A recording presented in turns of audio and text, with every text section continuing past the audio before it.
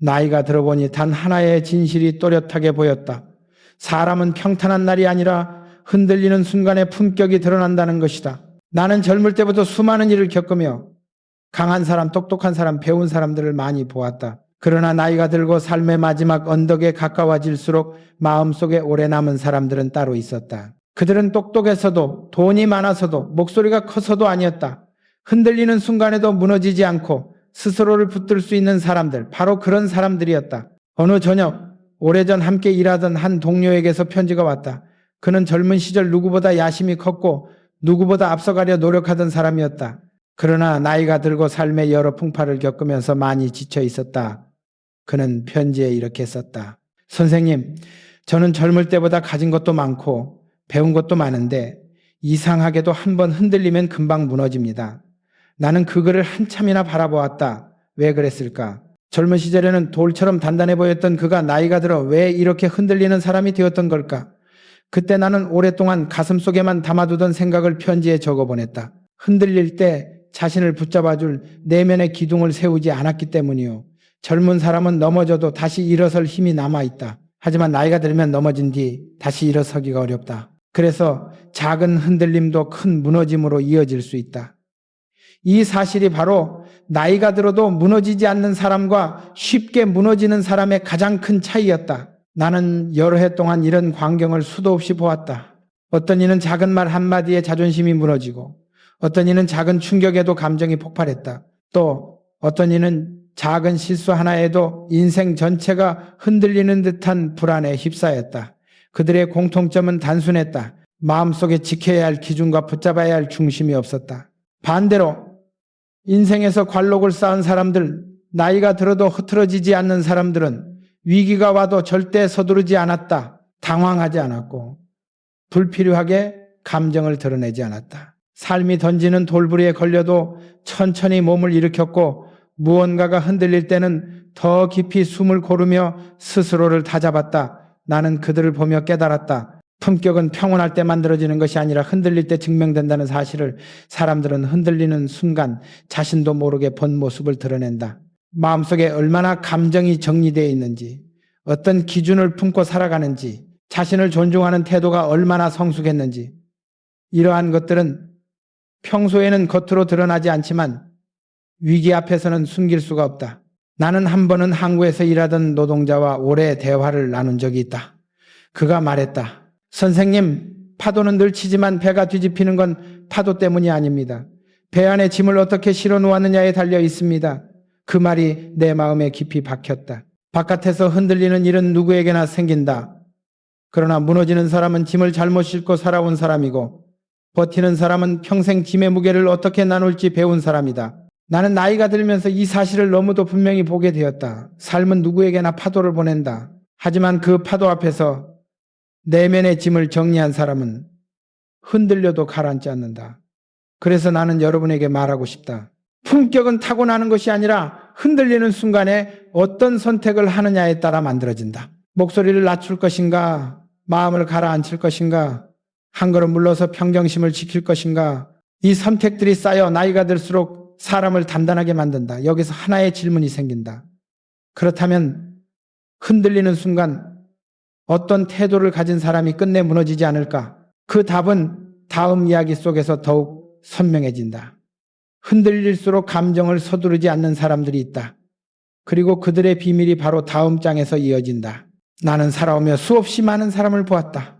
능력 있는 사람도 강한 사람도 밝고 명랑한 사람도 있었다. 그러나 나이가 들고 인생의 후반부로 들어서며 깨달은 것은 따로 있었다. 감정을 서둘러 내뱉지 않는 사람만이 끝까지 무너지지 않는다는 사실이었다. 사람은 흔들릴 때 감정이 먼저 튀어나온다. 억울하면 억울하다고 외치고 화가 나면 바로 표정을 바꾸고 불안하면 주변을 탓한다. 젊을 때는 그 순간들이 대수롭지 않아 보인다. 감정이란 어차피 금방 지나가니까. 그러나 나이가 들면 이야기가 달라진다. 한 번 내뱉은 감정은 되돌리기 어렵고 순간의 말과 행동이 인간관계 전체를 뒤흔들기도 한다. 그래서 감정을 조절하는 사람과 감정에 흔들리는 사람의 차이는 시간이 지날수록 극명해진다. 어느 날이었다. 나는 오래전 함께 일하던 한 지인의 집을 방문했다. 그는 젊었을 때부터 늘 급했다. 기분이 들면 바로 말했고 화가 나면 참지 않았다. 그 성격 때문에 주변 사람들과 자주 충돌했다. 세월이 흐른 뒤 그를 다시 만났을 때 나는 그의 표정 속에서 깊은 지침을 보았다. 그는 조용히 말했다. 선생님, 저는 인생 대부분을 감정 때문에 망쳤습니다. 그땐 몰랐어요. 감정이 빠르면 선택도 빨라지고 선택이 빨라지면 실수가 따라온다는 걸요. 나는 그의 말에 고개를 끄덕일 수밖에 없었다. 나 역시 평생 많은 일을 겪으며 한 가지 확실한 진실을 확인했다. 급한 감정은 급한 실수를 만든다. 그리고 그 실수는 급하게 후회를 남긴다. 반대로 나이가 들어도 단단한 사람들은 공통점이 있었다. 감정이 일어나는 순간 멈출 줄 아는 사람들, 즉 마음속에서 한 박자를 쉬는 습관을 가진 사람들이었다. 그들은 화가 나도 바로 말하지 않았다. 억울해도 서둘러 항변하지 않았다. 슬퍼도 감정을 크게 내보이지 않았다. 그들은 자신을 억누르기에 침묵하는 것이 아니라 감정이 지나가고 난 뒤에 자신을 지키기 위해 기다리는 것이었다. 나는 예전에 어부 한 사람과 나눈 대화를 아직도 잊지 못한다. 그가 말했다. 바람이 갑자기 불어와도 배는 바로 방향을 바꾸면 안 됩니다. 한 호흡 기다려야 배가 쓸데없이 흔들리지 않아요. 이 말은 내 마음에 깊이 남았다.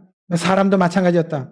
감정이라는 바람이 휩쓸고 지나갈 때 바로 움직이면 배가 크게 흔들려 결국 균형을 잃는다. 하지만 잠시 멈추면 바람이 어느 쪽으로 부는지 내가 어디로 가야 하는지 보인다. 나이가 들어 흔들리지 않는 사람의 가장 큰 비밀은 바로 여기 있었다.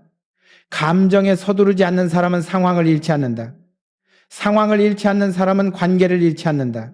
관계를 잃지 않는 사람은 결국 품격을 잃지 않는다.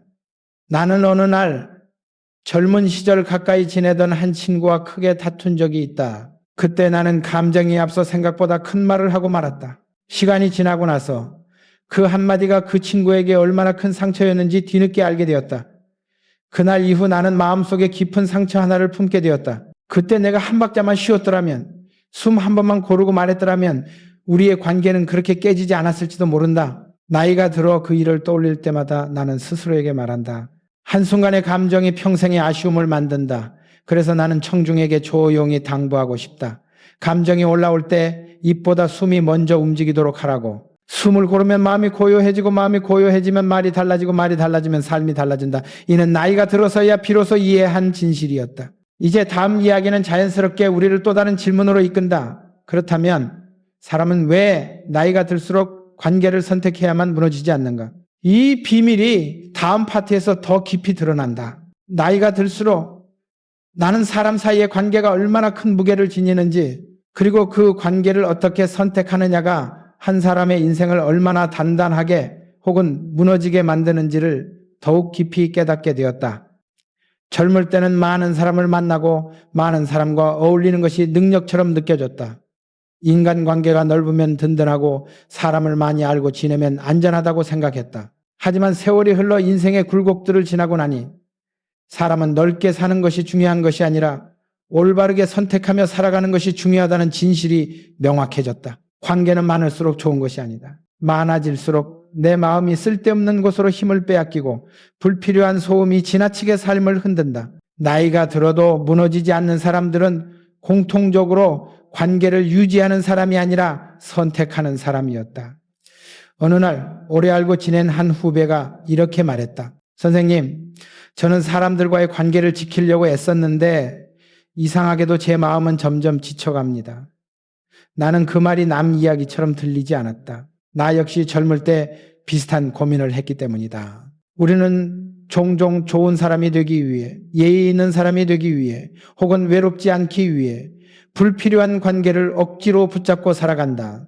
하지만 그 관계를 유지하느라 정작 중요한 관계, 그리고 내 마음이 가장 필요로 하는 평온을 잃고 만다. 나이가 든다는 것은 결국 자연스럽게 많은 것을 내려놓는 과정인데 관계를 내려놓지 못하면 마음도 내려놓을 수 없다. 그러던 어느 날 나는 어촌에서 배를 고치던 한 노인을 만났다. 그는 평생 바다에서 살며 수많은 사람과 인연을 맺었다고 했다. 그런데 나는 그의 집에 방문했을 때 그가 굉장히 소수의 사람들과만 깊은 관계를 유지하고 있다는 사실에 놀랐다. 내가 그에게 물었다. 왜 넓게 지내지 않으십니까? 그는 조용히 웃으며 말했다. 사람이 너무 많으면 마음이 쉴 자리가 없습니다. 나를 진짜로 챙겨줄 사람 몇 명이면 그걸로 충분합니다. 그의 말은 나에게 큰 울림을 주었다. 사람과의 관계는 수가 아니라 깊이가 중요하다는 것. 그리고 그 깊이를 지키기 위해서는 반드시 거리를 유지할 줄 아는 선택이 필요하다는 것. 나이 들어 무너지지 않는 사람들은 모두 거리 감각이 있었다. 가까이 두어야 할 사람과 적당한 거리를 둬야 할 사람, 그리고 마음에서 완전히 놓아야 할 사람을 분명하게 구분했다. 이 선택이 사람을 성숙하게 만들고 나이가 들수록 흔들리지 않는 품격을 지탱해주는 기둥이 되었다. 나도 어느 순간부터 이런 결심을 하게 되었다. 나를 지치게 하는 관계는 억지로 붙잡지 않겠다. 나를 성장시키는 관계는 깊게 품겠다. 나를 흔들기만 하는 관계는 조용히 내려놓겠다. 이 결심은 나에게 엄청난 자유를 주었다. 사람을 억지로 붙잡지 않으니 마음이 가벼워졌고 억지로 맞추려 하지 않으니 관계가 편안해졌다. 결국 관계도 정리의 대상이었다. 마음을 어지럽히는 관계를 정리해야 내 삶이 다시 제자리를 찾았다. 관계를 선택하는 것은 차가운 일이 아니라 나를 지키기 위한 일, 그리고 상대를 존중하기 위한 일이었다. 내가 감당할 수 없는 무게의 관계를 억지로 품고 살아가는 것은 결국 나도 상대도 불행하게 만든다는 것을 나는 뒤늦게 깨달았다. 사람이 많으면 외롭지 않을 것 같지만 사실은 정확히 그 반대였다. 불필요한 관계가 많을수록 마음은 더 외롭고 더 무겁다. 반면 진짜 관계가 단 몇 명이라도 곁에 있으면 그 사람들로 인해 마음은 끝없이 단단해진다. 그래서 나이가 들어 무너지지 않는 사람들은 모두 알고 있다. 관계를 좁힐수록 삶이 깊어진다는 것을 이 깨달음은 자연스럽게 다음 질문으로 이어진다. 그렇다면 사람과의 관계가 줄어들수록 우리는 왜 고독이라는 감정과 마주하게 되는가? 그리고 어떤 사람은 그 고독 속에서도 무너지지 않고 오히려 단단해지는가? 이 비밀을 다음 이야기에서 계속 풀어가 보려 한다. 나이가 들수록 나는 자연스럽게 사람들과의 관계가 줄어들고 혼자 있는 시간이 길어지는 것을 경험했다. 젊을 때는 이런 변화를 두려움으로만 여겼다. 외로워질까봐, 뒤처질까봐, 세상과 멀어질까봐 마음이 불안했다. 그러나 시간이 흐르고 인생의 사계절을 지나면서 나는 완전히 다른 진실을 마주했다. 고독은 두려움이 아니라 자산이며 제대로 다룰 줄 아는 사람에게는 품격을 단단하게 만들어주는 토양이라는 사실을 어느 늦가을 오후 나는 혼자 산길을 걷고 있었다. 주변에는 사람 하나 보이지 않았고 바람이 낙엽 사이를 스치는 소리만 들렸다. 예전 같았으면 쓸쓸하다고 느꼈겠지만 그날 이상하게도 마음 한가운데에 어떤 고요한 힘이 자리 잡는 것을 느꼈다. 그 순간 나는 스스로에게 질문했다. 나는 왜 지금 외롭지 않은 걸까?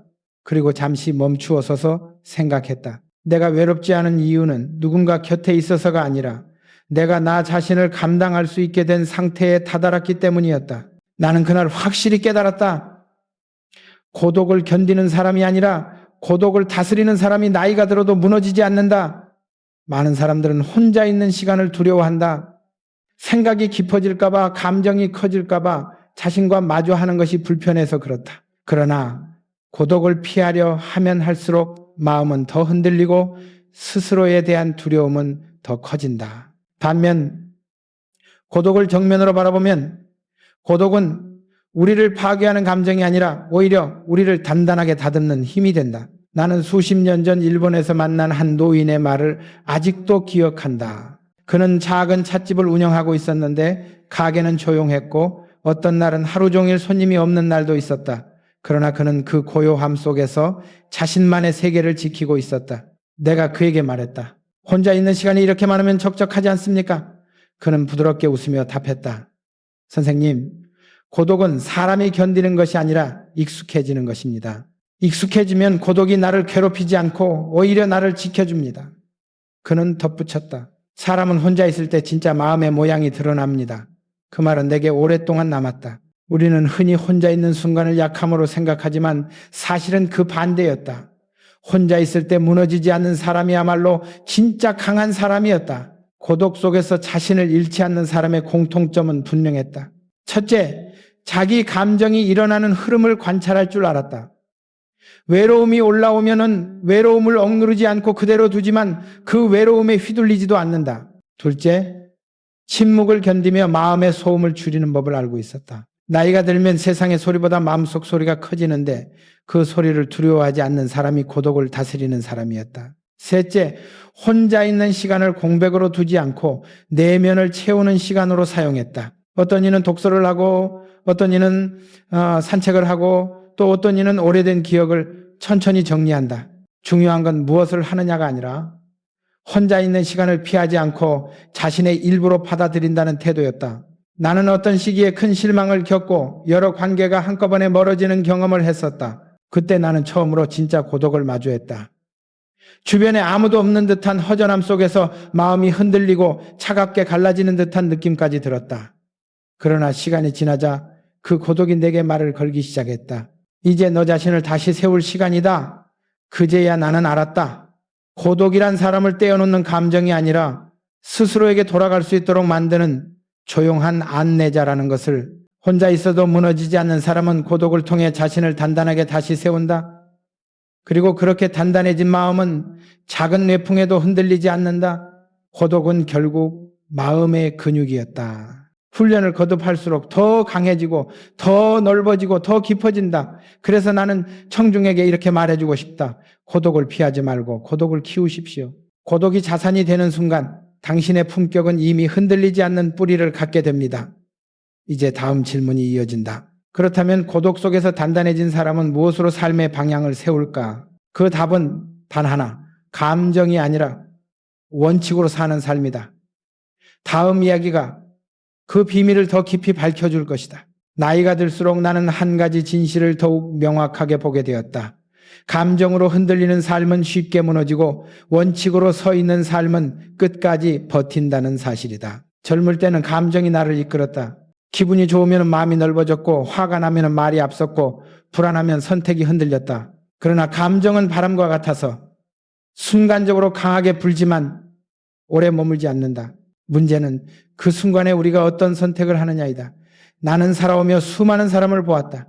어떤 이는 위기 앞에서 무너졌고 어떤 이는 흐트러지지 않았다. 두 사람의 차이는 능력이 아니라 삶을 지탱하는 기준이 있었느냐 없었느냐였다. 기준이 있는 사람은 감정이 요동쳐도 중심을 잃지 않았다. 마치 나침반처럼 자신이 어디로 가야 하는지 알고 있었기 때문이다. 어느 날 나는 젊은 시절부터 알고 지낸 한 지인을 다시 만났다.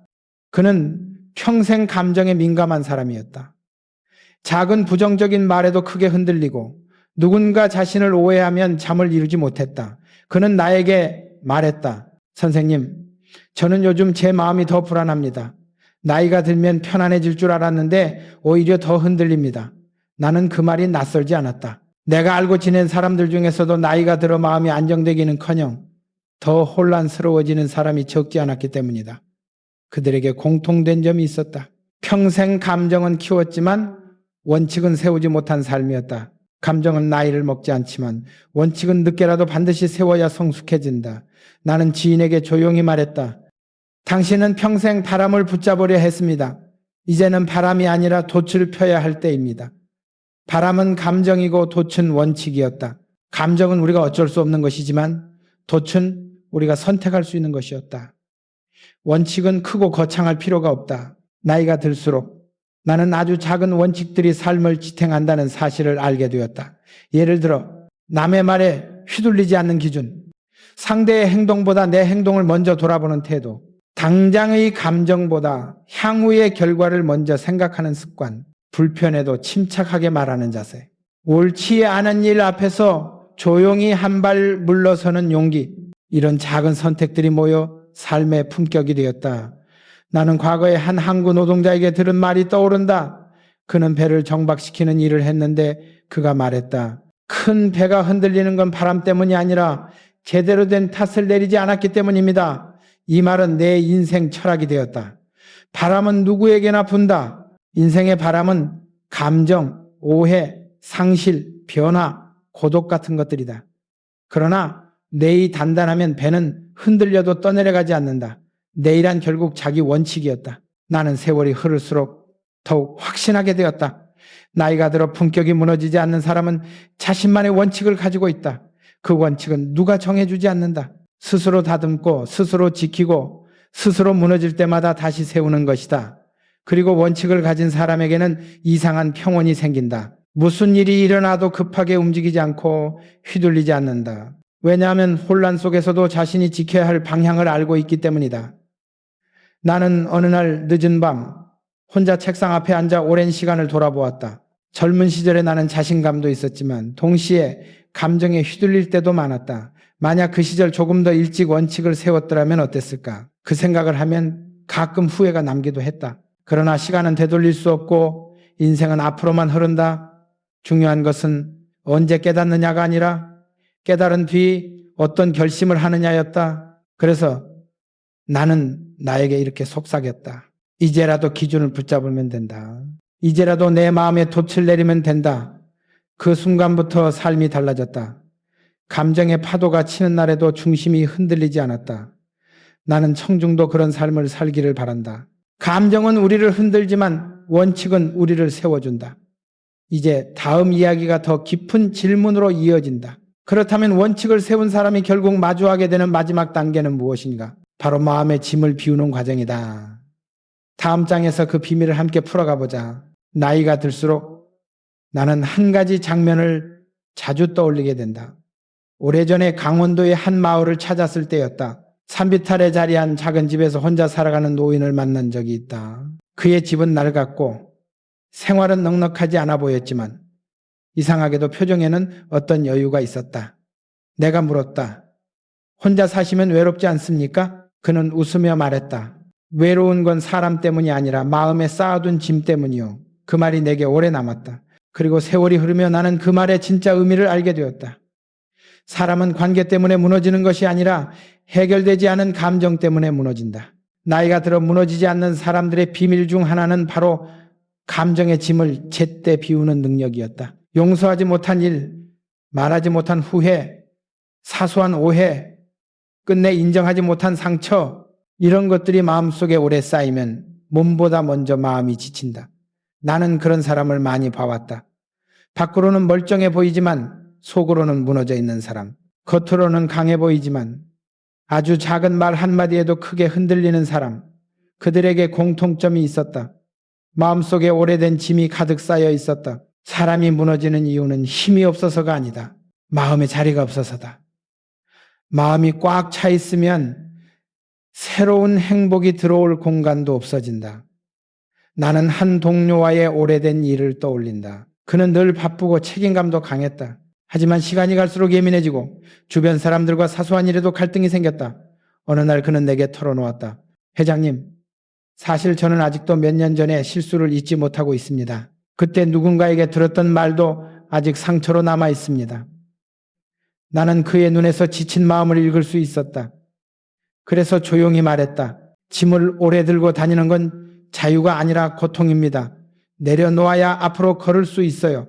말은 쉽지만 내려놓는 것은 어렵다. 그러나 내려놓지 않으면 마음은 제자리에서 움직이지 못한다. 나는 그에게 한 가지를 권했다. 그 일을 떠올릴 때마다 상대를 탓하지 말고 그 일을 통해 내가 무엇을 배우고 어디까지 자라났는지 먼저 떠올려 보게. 그는 그 후로 조금씩 달라졌다. 과거에 매달리던 태도에서 벗어나기 시작했고 사람들과의 갈등도 자연스럽게 줄어들었다. 나이가 들수록 사람을 괴롭히는 것은 지금의 일이 아니다. 대부분 과거의 그림자다. 그러나 한 가지 사실을 기억해야 한다. 과거는 우리를 잡아두는 사슬이 아니라 우리가 풀어야 할 매듭일 뿐이다. 매듭을 풀어야 다시 노를 저을 수 있다. 노를 젓지 않으면 배는 제자리에서 흔들리기만 한다. 나는 청중에게 말하고 싶다. 나이가 들었다면 이제는 짐을 버릴 때입니다. 용서하라는 말이 아니라 자기 삶의 공간을 다시 만드는 일이라는 뜻입니다. 용서는 상대를 위한 것이 아니라 자신을 위한 선택이다. 마음속에 오래된 상처가 자라나면 결국 그 상처가 삶의 무게가 된다.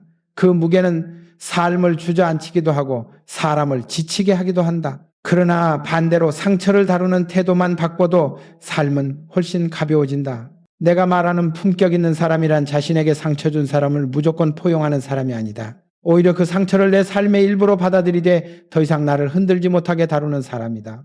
마음의 짐을 버린다는 것은 과거를 지우는 것이 아니라 과거를 다른 의미로 재해석한다는 뜻이다. 그리고 그 선택은 나이가 들어서야 비로소 가능해지는 지혜다. 세월이 흐를수록 우리는 많은 것을 잊지만 이상하게 상처는 잊히지 않는다. 그러나 한 가지는 분명하다. 상처가 나를 지배하도록 둘 수도 있고 상처가 나를 단단하게 만들도록 선택할 수도 있다. 이 선택이 바로 나이가 들어도 무너지지 않는 사람들의 6번째 비밀이다. 이제 다음 이야기는 더 깊은 단계로 넘어간다. 마음의 짐을 비운 사람은 결국 삶을 바라보는 시선까지 달라지기 시작한다. 다음 파트에서 우리는 바로 그 마지막 비밀을 이야기해 보려 한다. 나이가 들수록 나는 한 가지 사실을 더 뼈저리게 느끼게 되었다. 시선이 바뀌면 삶의 무게가 달라진다는 것이다. 젊을 때에 나는 모든 일을 해야 한다, 이겨야 한다, 잡아야 한다는 시선으로 바라보았다. 그때는 그것이 삶의 본질이라고 믿었고 그렇게 살아야만 뒤처지지 않는다고 생각했다. 하지만 세월은 내게 다른 이야기를 들려주었다. 어느 날 한적한 시골길을 걷다가 농부 한 분을 만났다. 그는 낫을 들고 밭으로 향하던 참이었다.